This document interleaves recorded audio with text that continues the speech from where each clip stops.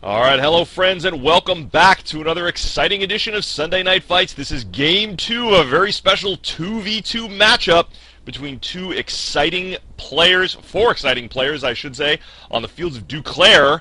My co-host BioSparks will be joining us here for an exciting Game 2. I don't know if we can top the action of Game 1. For those of you that are just joining us, these great players, Sonny and Hicksi and Rainbow and, who's the last guy here? Jim. Right, Jim. It's important that I know the players that we're going to be casting. They had a titanic game on Duclair. There must have been a million M10 wrecks. It ended up being a victory for the Allies. Now the game is reversed, and they are playing Axis. Sonny and Jim have got a regular vanilla Wehrmacht team in the east, and in the west, Rainbow and Hicksi are doing a mixed Allies, Brits and Americans. BioSparks, do you think we're going to see the same kind of intense action here as we saw in Game 1?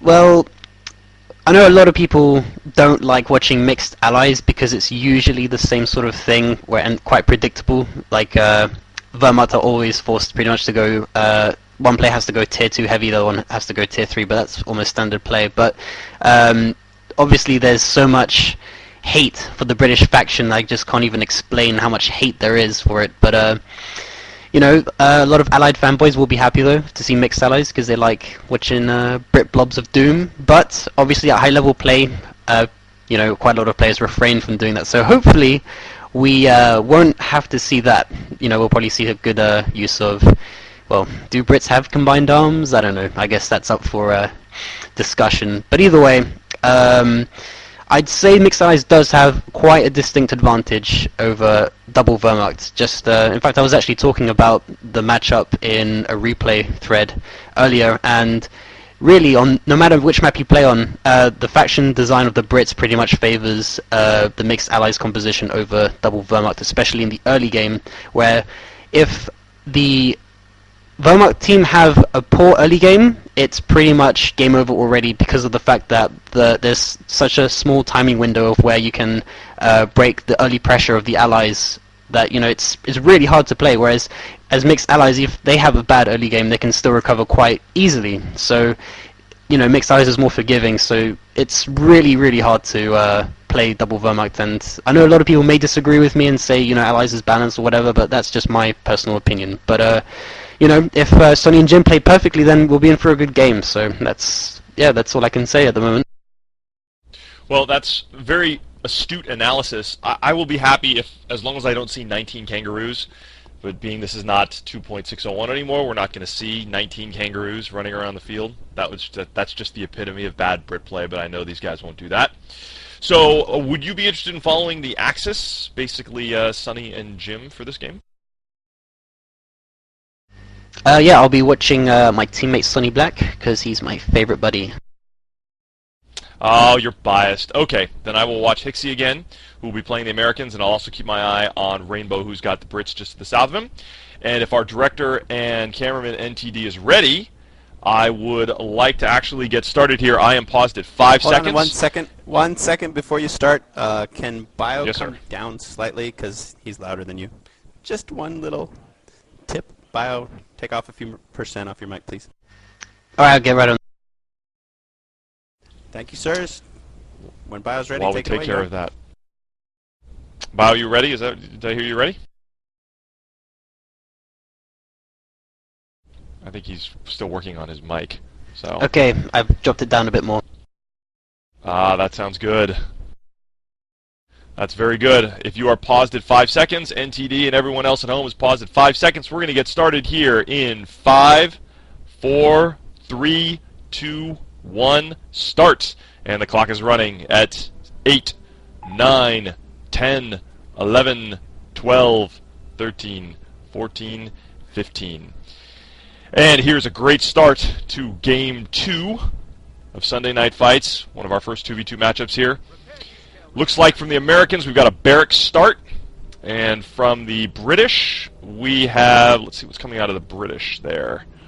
A Tommy Squad is what we've got. What's going on over on your side, Bio? Standard double tier 1 start, and it looks like double bike opening, so that's quite interesting. Probably gonna go for like a sort of mobile harassment. They probably expect a Bren opening, that's probably why. Quite a lot of Axis players hate Bren openings since they are pretty much referred to as the tier 0 tank of the game. And yeah, so double bikes can easily harass that down and stop any sort of, you know, harassment before the up gun comes in and suddenly they're in a lot of trouble. So yeah, I haven't seen double bike openings done quite a lot, to be honest. But yeah, they're following up with an MG, so it looks like, you know, conservative play. Well, you are correct. There is going to be a tier 0 tank. Rainbow is building that Bren carrier. Certainly not as powerful as it was in 2601. This is you know, you certainly can't do Bren in Bren anymore. That strategy of putting your upgunned Tommy squad with a Bren inside of the Bren carrier and then running it around the field and then using it as a self-repair unit. You can't touch the Tommies inside. So the Bren has just come out of Rainbow's headquarters truck, and already he's picking it up and moving it. Where is the best place on Duclair for the Brit to sit down, Bio? Usually aggressive Brits go straight for the middle strap point, sorry, not strap point, the middle munitions point, where the VP is, but conservative players would, to play safe, would go on the munitions point behind it. So, and then they have like the hedge to use mortar pits behind and all sorts of other annoying things that the Brits can do. So yeah, it looks, by the way the layout is, he'll probably be going for the munitions point. Okay, now here we go. Here comes that tier 0 tank taking out... Oh, he's buttoned that first bike, and now it looks like these British infantry are swooping in a sweet little pincher action to try and take that thing out. That bike is not going to survive. We have our first casualty of the game. That Axis bike now goes down to Brit action. And there we go. We got some Tommies loading up into that Brit carrier to move them around. It's a smart move. You know, they can cap while they're inside that Bren carrier. It allows them a lot more mobility, and since there's no... lieutenant on the field to allow these British troops to move around any freer than they already are. And now it does look like they're in a bit of trouble though, because they've been pushed off the south and the north fuels, and with no fuel income at the very start of the game, that's pretty bad start. So, like I said, if you have a bad start with double Verma, it's going to be hard to come up, and if you don't want super early bars or super early M8 coming a lot faster than usual just because you didn't secure your fuel, so they have to like get on that ASAP. I gotta tell you, in the south, this Brit has pushed every bit of Axis infantry, vehicles. Basically, the entire south is now wide open. The Brits have not taken a single loss. They've barely taken any damage at all, and now they've managed to cause a full retreat of all Axis in the south. In the north, I can see, it looks like they're kind of doing the same thing. The Americans are doing a great job up there as well. Looks like I'm not sure what's going on. The Axis team can't really get it together here at this early point in the game. Yeah, it looks like, to be honest, it looks like two 1v1s going, one in the north and one in the south, and it looks like both Allied players are winning each of their respective 1v1s. So, I think it's probably like a little lack of teamwork, maybe, just a little phase that they've been gone through. I'm not sure, like, they've probably lost concentration, and now it's led to this sort of pretty bad situation early on. Well, now it looks like we may have a little bit more of an engagement here. The Axis finally finding their nuts. With both their hands, though, in the north. Oh, nope, they retreat. I thought maybe they had a little bit of a chance to engage American forces in the north, but looks like the Americans solidifying their position up there. Now looking back quickly to the south, it looks like that MG42 has remanned that stone building, but now it's facing an upgunned Bren carrier, and now it's out of the building. I'm not sure what it's doing here. Why are you guys retreating? It looked like you were in a position of good strength. Oh, maybe it's because the Tommies were coming up from the back. Looks like that MG42 is remanning itself, but I don't think that it's going to be in a position to do anything good. Boy, this is going to be a protracted engagement in the south here, but it looks like the Brits are going to be in the position of power, even though these Grenadiers are behind a stone cover. They've got, I don't think they have enough killing power to stop all of the British infantry that's on the field, especially now that there's a lieutenant that's here, and now it's flanking around the back of that MG42. Oh, this is trouble for the Axis in the south. Yeah, up in the north, Sonny lost an MG as well. It didn't get captured, but yeah, they lost it outright. And yeah, looking in the south as well, the upgun Bren, there's nothing they can do to stop it. I mean, even if they Panzerfaust it, he can just reverse back, and yeah, it's looking like I said. If you have a bad start, this is how bad the the opening is. If you have a really bad start as double Vermont against mixed allies, you're in for a world of hurt. Yeah, you know, I'm just looking at the British manpower condition here. The Brits have an enormous amount of manpower in the field. They haven't lost any at all. Well, they've lost a few, but really no full squads. They're doing a tremendous amount of damage to these Axis units, although it looks like, who is it? Somebody just put up a medic bunker, so that's going to save the Axis tail for at least for a short time here in the south. But boy, this Axis defense of the south is not doing well. Looking back to the north here, it looks like we finally got some combined arms going on up there. Perhaps the Americans are going to have to retreat a little bit. We have a full-strength MG42 squad supported by 2 Volksgrenadiers. They may walk right into a mine, though, that's right in front of them. Oh, they're flirting with disaster right there. Yeah, I think at this point, I think Jim should just go north, you know, just consolidate the north. You know, that's where they've made the most amount of, well, even though it's not a lot of advance, but, you know, at least they've made some sort of, at least early pressure to at least get back into this game. Oh, and that mine was devastating. Killed quite a lot of guys and put a load of people on low health. So yeah, Jim should just go north, consolidate north, and then just turtle it out. You know, you may lose out on VPs, but, you know, at least you will survive into the mid-game at least, but splitting up is just not going to be doing anything at this point in time.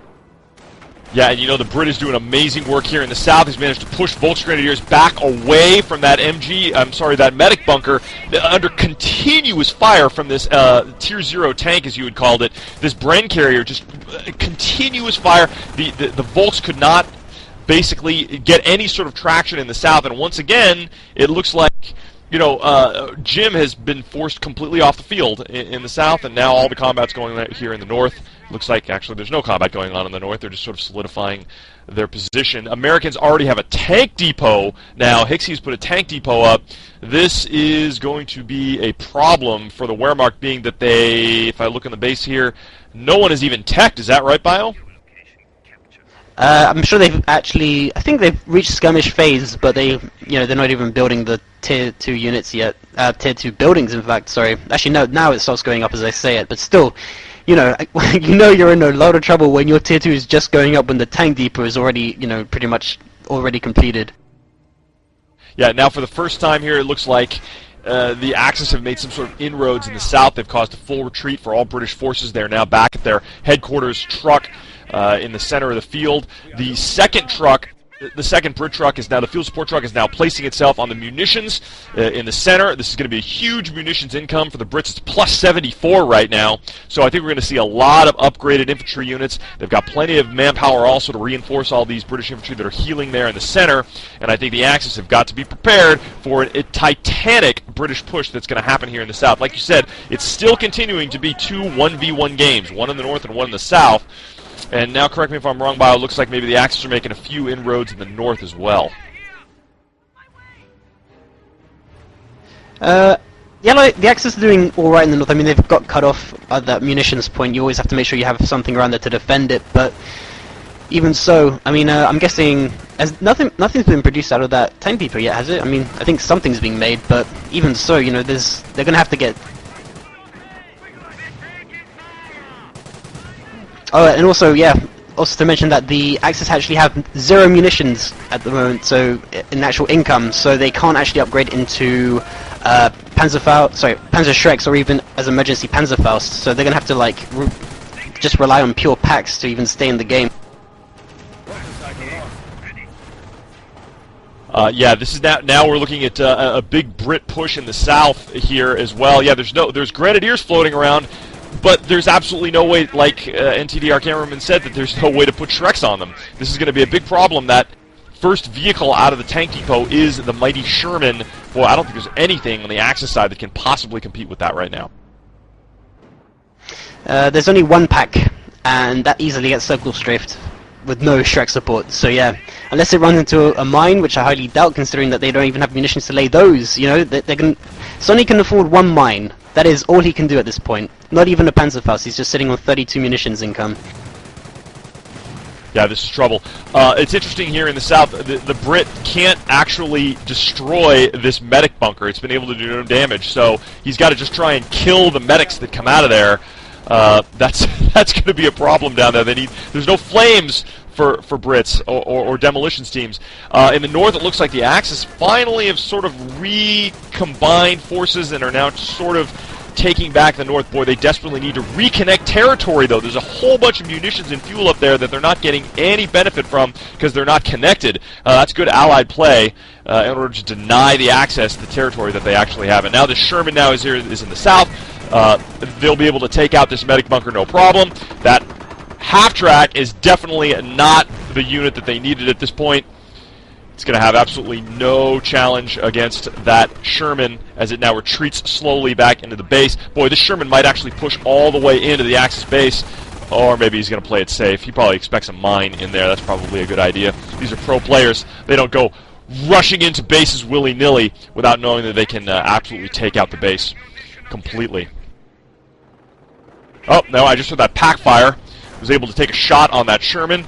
Another shot. Sherman's about half strength. Going toe-to-toe with this half-track. Another pack shot. Still kind of bounced off the front. Not too much damage done there. And boy, this half-track is taking terrible damage from the Sherman. I don't know what it was doing. Perhaps it was bait for that Pack 38, the one piece of anti-tank ability for the Axis on the field right now. Not enough to defeat a Sherman, especially now that it's being repaired by these flame engineers. What can the Axis do at this point? Do they have fuel for anything?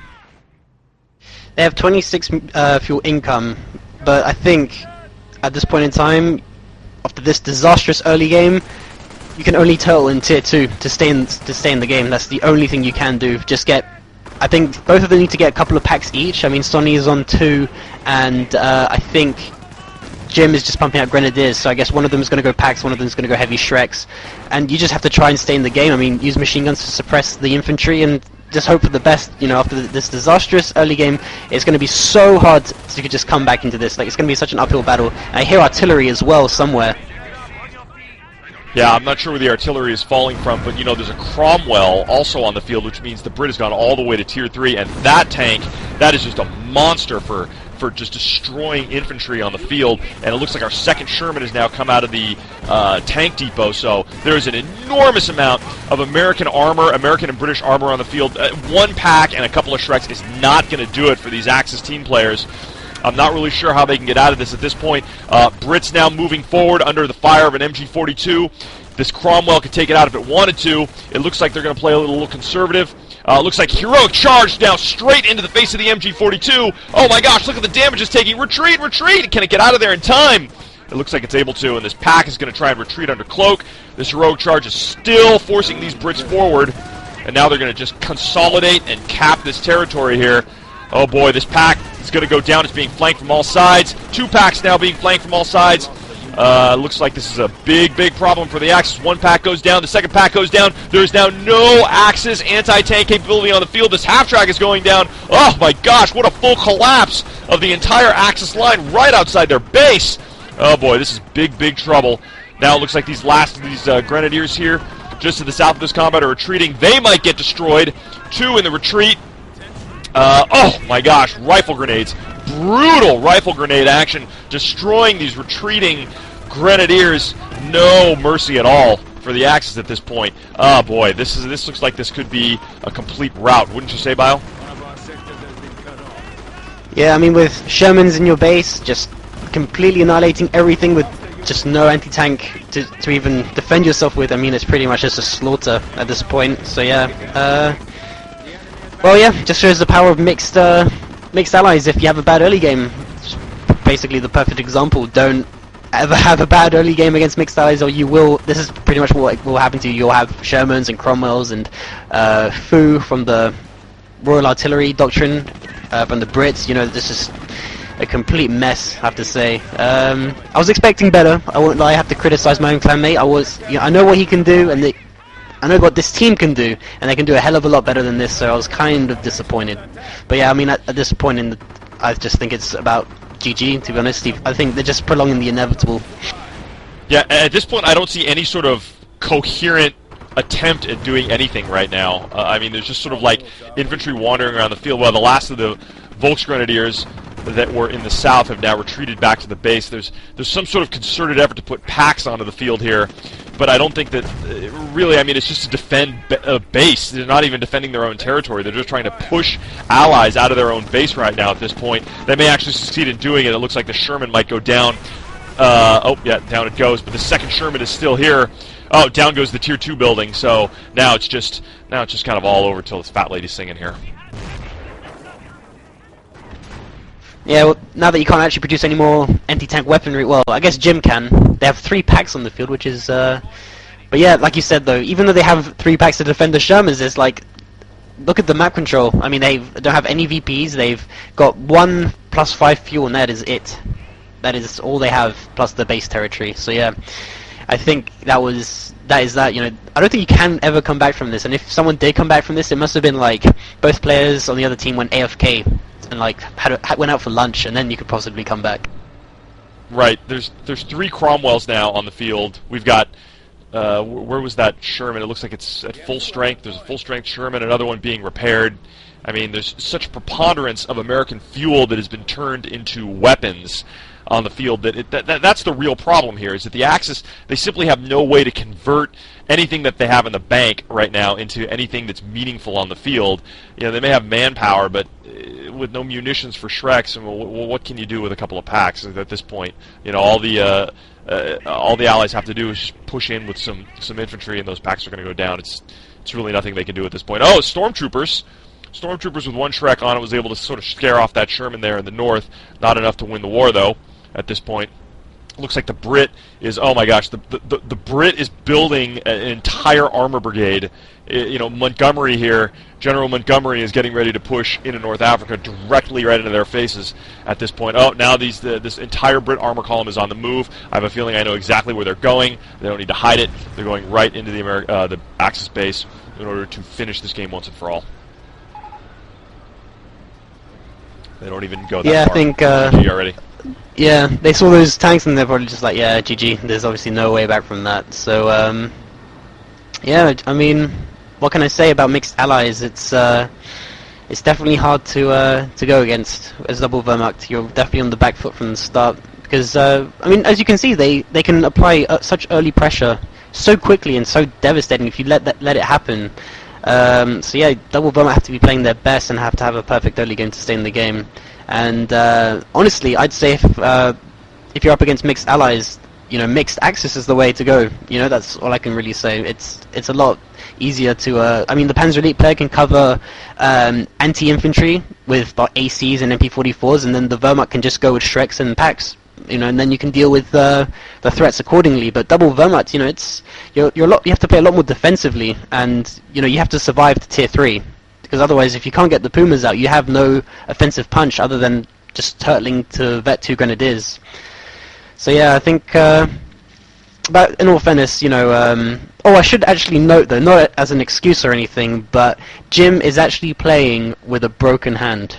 So I should just mention that. Just forgot to mention What? before the actual SNF. Yeah, he's actually playing with a broken hand.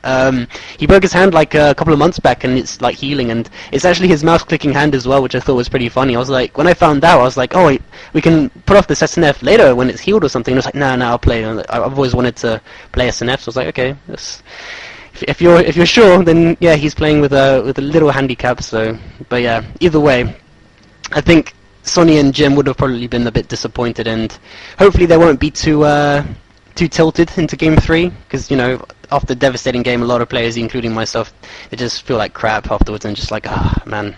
And then the next game after that, you play even worse, and it's just like a snowball effect, really. But yeah, well played to Hicksi and Rainbow. You know, they showed the devastating effect of mixed allies pretty well in this game so far. I forgot the most important part of winning this match also. I need NTD to please roll that video. Allies win.